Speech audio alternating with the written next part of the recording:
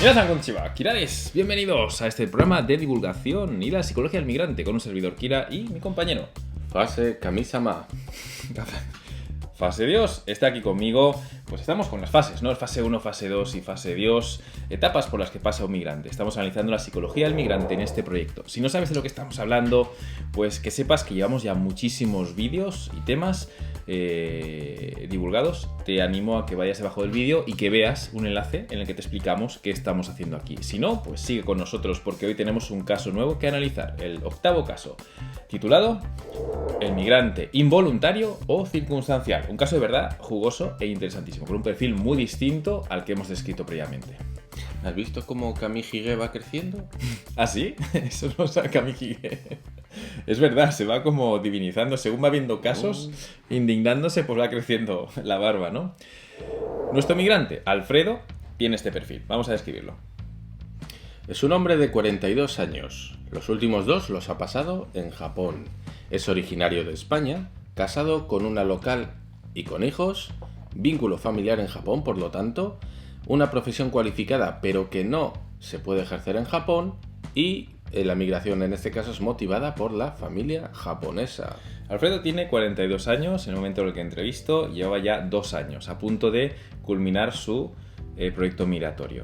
Está casado con una japonesa que se casó fuera de Japón y sin ningún interés en el país, sin ningún interés ni intención en el futuro en vivir en Japón, no tenía ninguna intención de estudiar japonés ni verse vinculado con esto.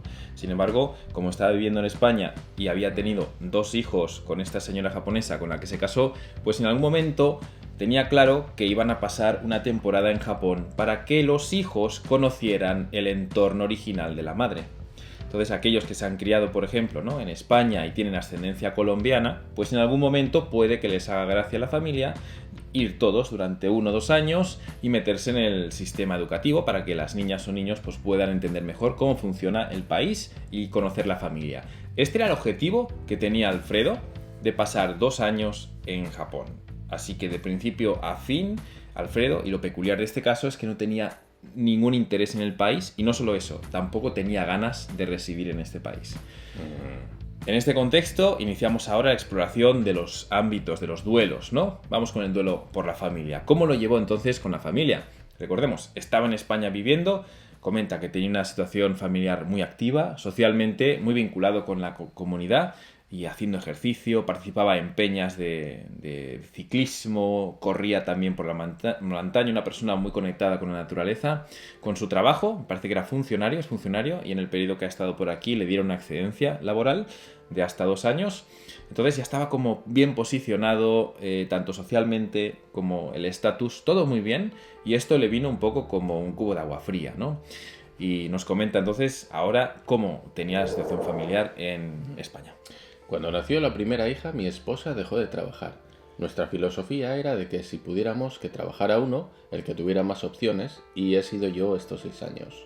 Bien, una vez no tuvo hijos, la esposa pues dejó de trabajar, se pusieron los dos de acuerdo en que sería mucho mejor que uno se dedicara exclusivamente al trabajo y otro a la crianza. Y luego cuando han venido a Japón han invertido los roles. Entonces él, que había estado esos 6 años o desde que tuvo hijos manteniendo o procurando, ¿no?, el sustento económico a la familia, y ella procurando que los niños crecieran bien, pues eso se invirtió y por primera vez, por cierto, en la vida de Alfredo, pues tuvo que aquí asumir el rol al 100% de amo de casa, pero en una circunstancia muy especial, con analfabetismo total, dependencia total, y con la esposa pues trabajando todo el día. Él tenía que estar en comunicación con los suegros y familiares japoneses con los que no lograba entenderse, y la pelea ya podemos imaginar cómo era, ¿no? Ve al supermercado sin entender nada y compra cosas para poder cocinar, y luego pues no sabía muy bien cómo moverse. Fue de principio a fin una aventura con muchísima ansiedad y estrés, ¿eh? Nos comenta, cuando se instaló en Japón, cómo empezó a sentir el duelo de la familia. Echo de menos a mi padre, mi hermana, mis amigos y los momentos de cenas familiares, las cervezas con los amigos, ir en bici con ellos. A mí me cuesta la comunicación a distancia porque es un poco vacía. Todo el lenguaje no verbal es para mí muy valioso. También yo sé que volveré, es diferente. Ahí está la mentalidad. En 2 años sabía que iba a regresar. Eso lo cambia todo, ¿no? ¿Esto encaja en el perfil que teníamos? Sí, encaja, pero guiri, ¿no? Bueno, casi que no, y casi que sí, casi que no, ¿Por qué? Porque la intención del migrante que estamos estudiando es de residir permanentemente. Pero aquí tenemos que también el filtro era de más de 6 meses o al menos entre 1 y 2 años. Así que sí que encaja porque yo consideré que ha tenido una experiencia completa de lo que es la vida en Japón y además como no tiene el filtro del fase 1, pues vamos a ver de una forma mucho más objetiva cómo está viviendo, porque va a poner por prioridad su comodidad, ¿no? Su calidad de vida. Y no tanto el gambatear, ¿no? El apechugar para aguantar por un ideal, que es lo típico que suele hacer el fase 1, ¿no? Así que echaba de menos a su familia y por desgracia no le gustaba comunicarse a través de las redes y bueno, la comunicación era de contacto, de bienestar, de decir cómo estás y tal y punto, pero él no se sentía para nada cómodo, entonces eso incrementó su soledad.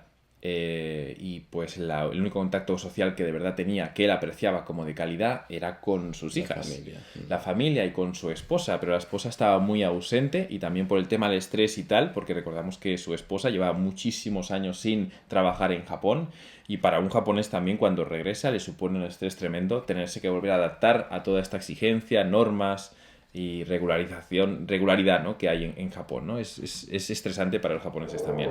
Entonces, imaginamos que el duelo de la familia lo llevaba bien porque iba con la familia, pero pues todo lo que eran amigos, salidas, la sociabilidad que antes tenía ha desaparecido, ¿no? Y eso durante 2 años, ¿eh? La verdad que es una especie de, no sé, de servicio militar en lo social, de aislamiento. Bastante duro. Una persona muy recursiva, por cierto, muy lógica, muy racional, muy de decir que en cada momento él dice que se recordaba, pues esto va a terminar en 2 años, tengo que seguir, luchando, diciendo, esto tiene su final, ¿no? Y voy a seguir ahí. Y bueno, todo eso es lo que ayudaba a salir al paso. Si esto hubiera percibido él como indefinido, no sé muy bien si hubiera aguantado su mentalidad o habría dicho a los 6 meses, como ya no puedo más, me voy de aquí, ¿no? ¿Qué opinas? ¿Cómo lo ves? Pues yo creo que si esta persona hubiera trabajado un poquito en la idea de venir y estar aquí 2 años, hubiera sido todo muy diferente. Creo que todo parte del punto de vista desde el no quiero ir. Y como no quiero ir, me lo voy a tomar toda la tremenda. Al final, mira, tenemos que tener factor. Funcionario. Una excedencia. Ergo, entendemos que a la hora de volver a los 2 años no tendrá mayor problema para incorporarse. Sí. Vas a estar con tus hijas. Estás de amo de casa. Olvídate de trabajar esos 2 años y te puedes dedicar a estar con tus hijas. En un lugar nuevo que te ofrece estímulos. Yo entiendo que no tengas un interés especial. Pero quiero decir, el simple hecho de pensar, mira, son entrecomillado, ¿no? Pueden ser unas vacaciones, sí. Tienes problemas de no tengo la sociabilidad que tenía antes, tengo problemas con la lengua, evidentemente. Pero creo que si su punto de vista de partida hubiera cambiado respecto a venir a Japón, la experiencia hubiera sido totalmente diferente. Aquí falta información y es que nuestro amigo Alfredo en los años anteriores sí que en cada año había pasado 1 o 2 meses en el periodo de vacaciones de sus hijos en Japón. Entonces el entorno ya lo conocía perfectamente y todo lo que era el estímulo de la novedad y el exotismo había desaparecido. Llevaba años y años. Sus hijas me parece que tenían entre 6 y 8 años. Entonces ha estado, significa, durante 6-7 años visitando todos los veranos, teniendo que pasar aquí 2 meses. No había novedad en absoluto, ¿no? Y esto es el duelo de la familia. Vamos ahora a ver cómo le va con el duelo de la lengua, ¿no? Cómo fue la batalla, los retos, las ventajas y los imposibles de aprender el idioma japonés, ¿no? Cuando pasaron unos meses, después de haber iniciado su nueva vida como asistente, ¿no? Y de la crianza de sus hijas y 100% sin poder trabajar en Japón, bueno, mostró a los 6 meses más o menos una gran motivación por estudiar el idioma. Y es ahí donde yo realmente le conocí, porque se convirtió en mi estudiante, tutorizado, y bueno, pues estuvimos haciendo, y lo hizo muy bien, un estudiante muy aplicado, de verdad aprendió rapidísimo, lo hizo muy bien, hablaba bien. Sin embargo, a pesar de haber tomado mi curso y de haber visto que se comunicaba bien, lo que es el nivel de sociabilidad en su entorno, que era súper rural, súper apartado, aislado, muy verde todo, pero increíble, muy de apartado, pues era incluso difícil, ¿no? De comunicarse con los locales y nos comenta lo siguiente. Cuando llegué, su aventura con el idioma, perdón. Cuando llegué busqué un curso online. Las niñas iban al colegio y yo me quedaba en casa. Le echaba igual 20 horas a la semana, muy intenso. Y también con mi mujer, claro. Ella ya tenía su estrés con sus cosas. A veces le preguntaba cosas, pero se estresaba. En este momento aquí yo pensé que tenía que buscarme la vida. Lo que ocurrió es que, bueno, mi curso te prepara para conversar, para tener conversaciones casuales, pero la esposa no estaba ahí, ¿no? Y no le ayudaba tampoco, dice que se ponía nerviosa cuando yo le pedí que buscara momentos para conversar con ella. Entonces, bueno, aprendió el idioma, pero tampoco tenía ningún afán de consumirlo, que es una de las cosas que te prepara mi curso. Te convierte primero en un consumidor del idioma, de textos, de audio, de vídeo, de blogs, etcétera, y a partir de ahí, y procurándote situaciones de interacción, pues ya lo pones en práctica. Sin embargo, aquí pues no tenía situaciones para interactuar, los vecinos y todo, los familiares, ya sabéis, conexiones muy diluidas, los encuentros esporádicos, anecdóticos, y luego también la esposa, que era la única persona con la que podía comunicarse, que tampoco se prestaba a hablar con él. Entonces, todo lo que había aprendido, a pesar de lo que hice, 20 horas a la semana que le echaba, que ya es mucho, lo normal es echarle entre 7 y 10 o 12 horas, y 20 ya se considera pues un estudio inmersivo, no le fue suficiente, o mejor dicho, no pudo llevar a cabo, ¿no?, este tipo de prácticas, es decir, no podía hablar el idioma japonés. Bueno, entonces tenemos la familia, un poco fastidiado porque todo lo que él disfrutaba de salir con sus amigos había desaparecido por completo, imposibilidad también de hacer lo mismo aquí en Japón. Y luego el duelo por la lengua también se convirtió primero en un reto, pero luego era un imposible, porque aunque supiera muy bien japonés, no tenía con quién practicarlo, a no ser que se pusiera a trabajar o a hacer algo, ¿no? Y eso también lo veía bastante difícil porque tenía que estar a cargo de las niñas. Pues es un trabajo, ¿no? Tiene que ocuparse, son muchas cosas que hay que hacer cuando te cuidas a 2 o 3 hijos. Bueno, ya vemos, 2 duelos con dificultades. Vamos ahora con el duelo por la cultura. Que, bueno, vamos a ver que sí, no y sí, a ver si hay calidad de vida. Bueno, previo a su migración, hemos comentado ya que había pasado eso entre 1 o 2 meses, en varios años, visitando a los familiares japoneses en verano, porque en España pues tenemos vacaciones muy largas, ¿no? Desde junio, mitad de junio, hasta septiembre, los niños tienen prácticamente 2 meses y medio. En Japón tienen 1 mes, no permitía hacer lo mismo, ¿no? Entonces ya conocía la zona, ya sabía lo que se iba a encontrar en cada oportunidad, y bueno, pues no se pudo incluso anticipar a lo que serían 2 años, porque era una prolongación de lo que ya había vivido durante años en esos 2 meses de vacaciones, ¿no? Yo recuerdo también cuando mis padres me llevaban en vacaciones recuerdo, alguna ocasión que me parecía un latoso, aquello era fastidioso, a pesar de que el entorno al que me llevaban era muy bueno, ¿no? Pero yo estaba ahí que quería estar jugando a la consola y con los colegas y que me dejaran tranquilo. Entonces, no quiero ir al pueblo. No quiero ir al pueblo, ese era el pueblo, sí. Bueno, nos comenta cómo fue cuando aterrizó en Japón y empezó su vida en esos 2 años. Claro, cuando llegué yo ya tenía a mi familia aquí y por suerte he podido desde el 2009, cada 2 años he venido y he pasado aquí 2 meses de verano. Guau, ya veis, conoce muy bien, nada le sorprende de Japón, nada. Se topó con los locales, intentó interactuar con ellos y esto es lo que se encontró. A nivel de rechazo, no. He sentido incomodidad, pero que a mí me da pena a ellos. No me siento mal yo. Siento que estas personas no pueden gestionar un extranjero que no sabe los códigos de conducta. Intentó interactuar con la gente, bueno, a su estilo, ¿vale? Tampoco es que fuera Típico, demasiado... ¿no? Que notas esa comodidad en la otra persona cuando le hablas o cuando... Están como esperando a que te calles o que les dejes ir. O sea, te van a estar sonriendo, tal, como mis vecinos aquí, pero están esperando a que dejes de hacer preguntas, ¿no? Ayer tuvimos un encuentro, ¿no?, con la vecina la más simpática del barrio y puedes percibir, ¿no?, que no hay incomodidad.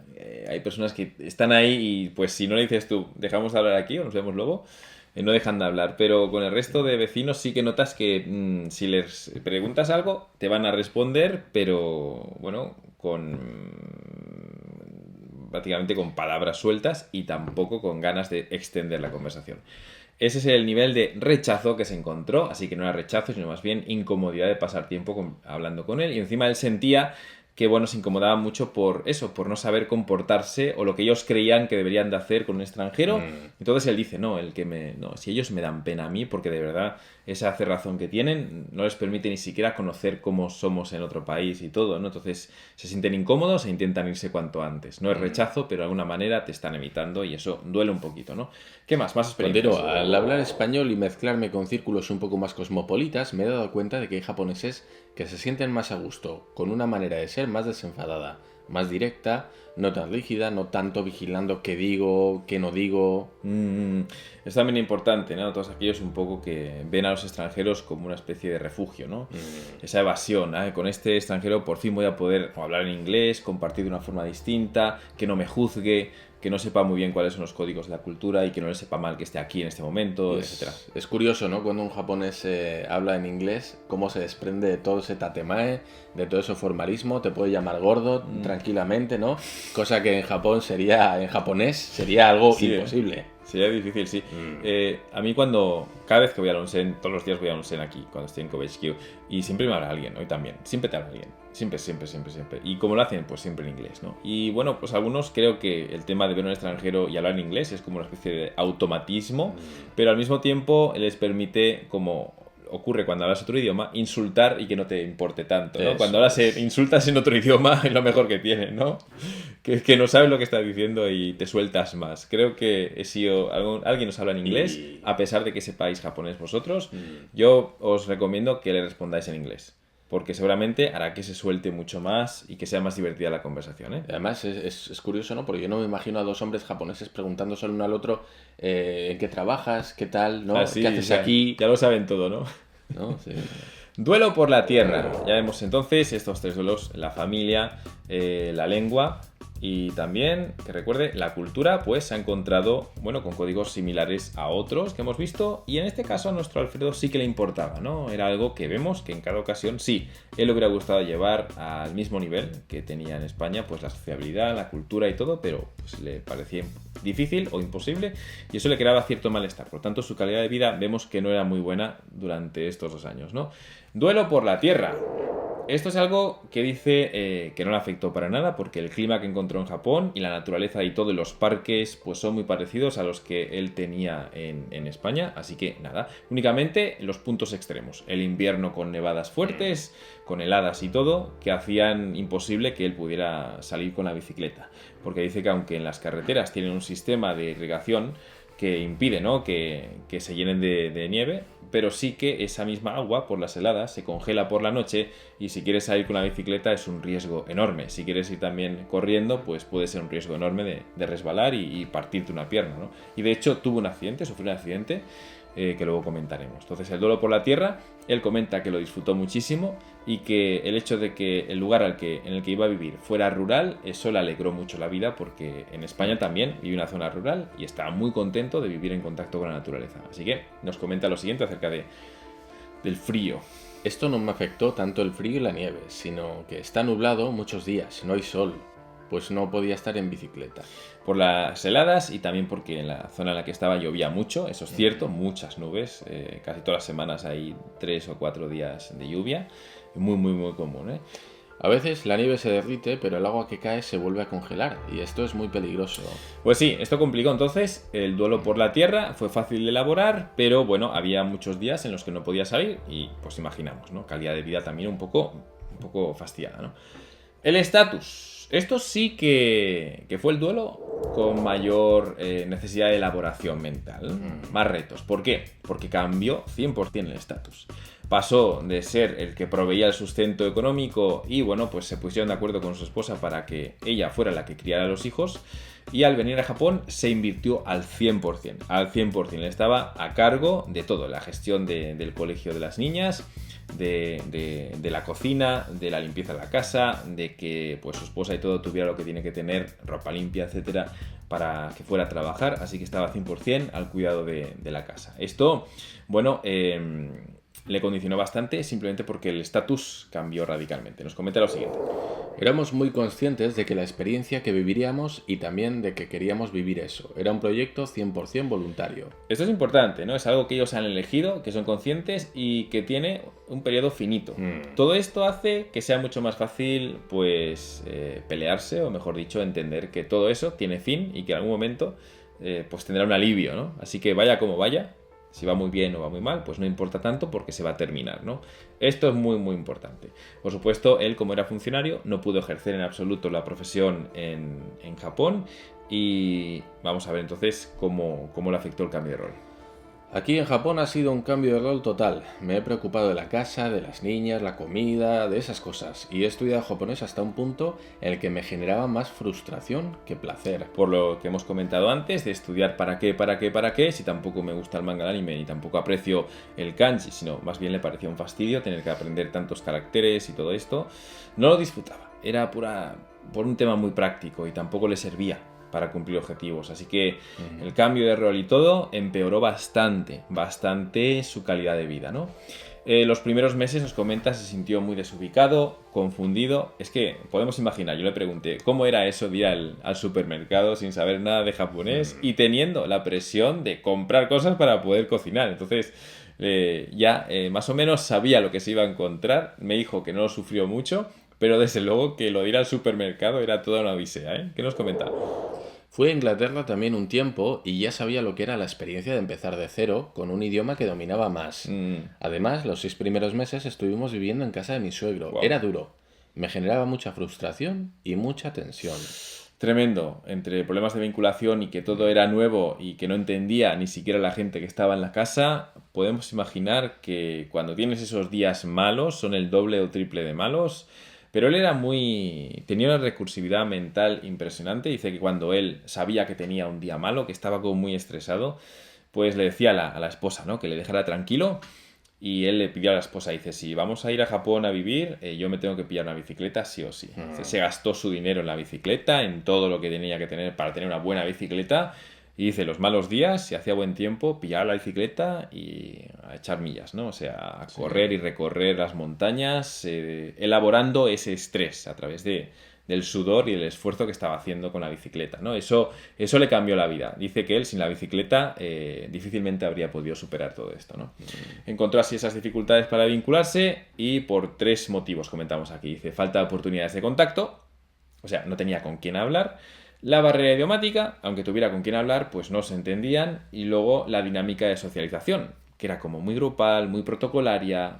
Hay rutinas y cosas que no acaba de entender muy bien. Y todo ocurre de una forma como muy indirecta, superficial y formal, ¿no? Estos 3 factores, que creo que son importantísimos tenerlos en cuenta, hacen muy difícil que uno pueda ser bueno en el idioma japonés, a no ser que empuje por otros lados, ¿no? ¿Qué nos comenta acerca de esto?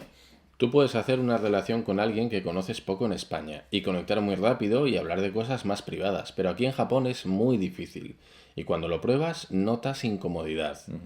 Añoro de España la capacidad humana de conectar con alguien que no conoces mucho, aunque luego no te veas más. Aquí siempre ponemos como España, España, España y no penséis que hablamos de España como un único bloque, una especie de monolito cultural. No, simplemente he puesto España para, bueno, ofuscar un poco la información, ¿vale? No voy a poner la ciudad natal de este señor, pues simplemente para ocultar la información. Cuando hablamos de España, entendemos que hay entornos muy distintos, paisajes muy distintos, climas muy distintos. Aquí, por favor, pues hagamos un esfuerzo de decir, bueno, entiendo que es una ciudad concreta y que lo está comparando con su ciudad. Lo que importa aquí la experiencia que tiene en Japón y no tanto el lugar de origen, ¿no? Bien. Vamos viendo, ¿no? Calidad de vida, ostras. Bueno. Complicado, ¿no? Complicado. Sí, complicado.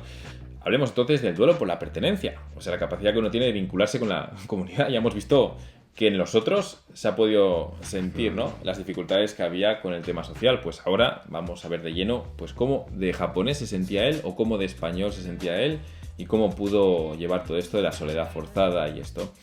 ¿Qué nos comenta acerca de socializar o no con los japoneses? Dice, tienes 2 opciones, o aprendes a que te sude un poco lo que diga la gente o te acabas yendo del pueblo. Y yo escogí la primera opción. Estrategia culturativa, la separación, o sea, segregado totalmente. Recordemos, hay 4 estrategias para integrarse en una cultura. La primera sería la de asimilar, que significa que te olvidas de quién eres, desaprendes lo que habías aprendido antes de venir a Japón y una vez en Japón pues aprendes su forma de comportarse, sus costumbres, el idioma e intentas comportarte 100% como japonés.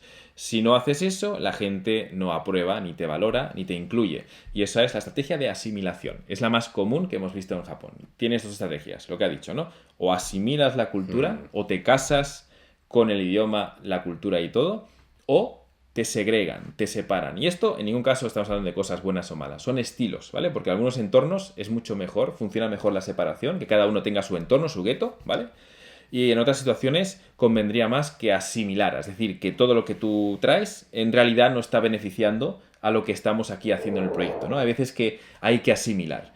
Entonces tenemos asimilación y por otro lado separación, que significa que aquí está el grupo de los japoneses, como siempre hablamos, ¿no? De los japoneses es la separación.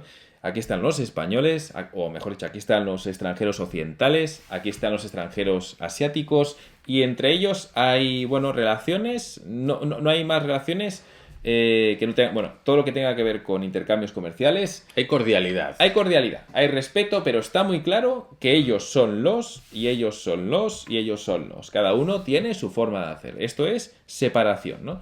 Y segregación. Separación porque uno se separa, segregar cuando el grupo dominante te segrega, ¿no? Por eso hablamos de dos términos, separación, segregación.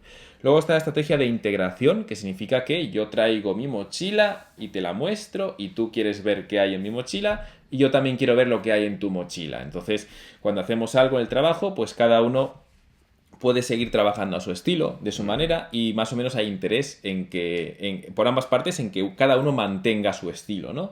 Entonces, esto es esa estrategia que no vemos prácticamente nunca en Japón, la de integración. Y en muy pocos países realmente se está integrando. ¿Por qué? En el momento en que te dicen, esto es Japón, y habla japonés, ya te están diciendo, asimila. Y si no lo haces, te separas, ahí te quedas. No te molestamos, pero no vamos a interactuar contigo, que es lo que está ocurriendo aquí. Y luego está la última estrategia, si tenéis curiosidad, es la marginación. La marginación consiste en que no puedes llevar a cabo tus costumbres, hablar tu idioma y tampoco la comunidad dominante acepta que lo hagas. Entonces te están separando y tú al mismo tiempo no puedes permitirte el lujo de seguir haciendo lo que siempre habías hecho. Entonces esa sería la peor, la que tiene peores consecuencias en las comunidades y donde nacen, por ejemplo, guetos pobres, las chabolas, todo esto vendría de la marginación, ¿no? No tiene ninguna manera de incorporarse a la sociedad, como sí que ocurre en la separación, que estás funcionando en la sociedad, pero separado completamente de la interacción con el grupo dominante. Entonces aquí la estrategia dice, o aprendes a que te la sude todo un poco, eso es, o te vas. Y eso es lo que ha hecho la separación. Esto es lo que está diciendo, ¿eh? ¿Qué más? Indica, la madre de mi mujer tenía un punto de vista de la sociedad japonesa muy crítica. Los educó como en la escuela Montessori. ¿Qué es la escuela Montessori? Es una de las escuelas alternativas anualmente al sistema imperante en cada país. Tenemos como la educación obligatoria, pero más que nunca ahora vemos la escuela alternativa. La Montessori consiste en, y no voy a entrar en detalle, y bueno, tengo una muy buena amiga que es profesora de Montessori y me ha instruido mucho sobre lo que es el método, y ella también instruye a sus hijas por el Montessori y me ha animado muchas veces a hacerlo. Ella también vivía en Japón y me dijo que quería montar una escuela Montessori aquí, lo vio muy difícil y se fue a México a montarlo, donde ahora está residiendo con sus hijas japonesas, ¿no? Entonces me ha hablado mucho del Montessori, y el Montessori consiste en, y lo voy a simplificar mucho y lo siento, conozco el método pero voy a simplificarlo, consiste en un poco permitir que sea el niño el que se gestione. Entonces, lo que es la escuela es como una casa en la que tienes una biblioteca enorme y tienes muchas actividades y cosas. Por ejemplo, entonces le dejas al niño que entre allí y sin ningún programa de estudio fijo, más allá de que esté ocupado con algo que le ayude a formarse, es el niño el que tiene que decir, oye, pues me gusta la cocina. Pues se mete en la cocina. Entonces la gente que está allí le ayuda a que aprenda cosas sobre la cocina, ¿no? Ah, no, es que a mí me gustan los libros, la historia. Pues le facilitan el estudio de la historia. Sería una manera de identificar cuáles son sus capacidades naturales o sus intereses naturales y potenciarlos. Sí. Y no meterle presión de notas, de que tiene que entregar cosas. Eso sí, le meten la presión de la responsabilidad. Le dicen, tú dices que quieres aprender a cocinar, pues responsabilízate. Tienes que mantener esto limpio, tienes que... Lo que tú cocines lo van a comer los otros. Si te interesas por la historia, lo que estudies tienes que enseñarlo. Los demás tienen que aprender de ti. Entonces les ponen la responsabilidad civil, social, de decir, tú eres miembro de la comunidad y lo que a ti te interesa te vas a dedicar a ello, ¿no? Y esa es la educación Montessori. Como podemos ver, pues es prácticamente incompatible, muy distinta a la típica japonesa, totalmente. A la japonesa, que se imparte en todo el mundo. Por cierto, la típica escolarización, ¿no?, japonesa es la que hay en Estados Unidos, ¿no? La tradicional en España también, la que todos conocemos, es la misma, ¿no? Entonces la familia de nuestro amigo Alfredo se crió así Montessori. Y atención porque su esposa, los hijos de esa familia, que la familia japoneses, total, 100% japoneses, les llevó a la escuela Montessori, cuando cumplieron la mayoría de edad, les obligaron a salir de Japón. O sea, los padres le dijeron, en Japón os vais a criar como se crían. Aquí no es buena la educación. ¿Y qué hicieron? Tuvieron 2 hijos. Les obligaron a migrar. Entonces ella se fue a Inglaterra, donde conoció a Alfredo. Y entonces ella nunca había trabajado en Japón. ¡Wow!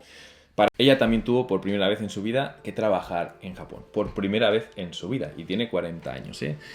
Atención. Y la educación en la casa era como era. Por eso él me dice, mira, yo entiendo, y él ha seguido del canal, me dice, yo entiendo los códigos que tú me estás dando siempre en los vídeos. ¿Sí? Entiendo que esto es una sociedad difícil en cuanto a lo social, pero es que la familia de mi esposa es de verdad distinta. Y yo no le creí, le digo, todos dicen lo mismo, que es distinta. Y dice, no. Y me explicó esto. Es distinta porque cuando cumplí los 18 años, 20 años, le dijeron, tenéis que salir del país porque aquí os vais a criar mal. Y es lo que hicieron. Entonces, el hijo también se fue a Estados Unidos, emigró a Estados Unidos y todavía no ha vuelto. Entonces, sus hijos no han trabajado ni participado en la sociedad japonesa. Y es verdad, es verdad. A pesar de eso, pues la interacción que tiene, fijaos, ¿no? A pesar de toda esta educación alternativa, sigue encontrando códigos muy similares, ¿no? Lo que es también llama bastante la atención, ¿no? Bueno, querido Fasedios, dejamos aquí la primera parte del caso de nuestro querido Alfredo, caso 8, y seguiremos en la segunda parte. Caso muy interesante, por cierto, ¿eh? Y distinto, ¿eh? Es increíblemente distinto a prácticamente todo lo que vamos a ver en los casos, así que bueno, a ver cómo termina, ¿no? Esa segunda parte, chicos. Nos vemos en el siguiente debate. Bendiciones.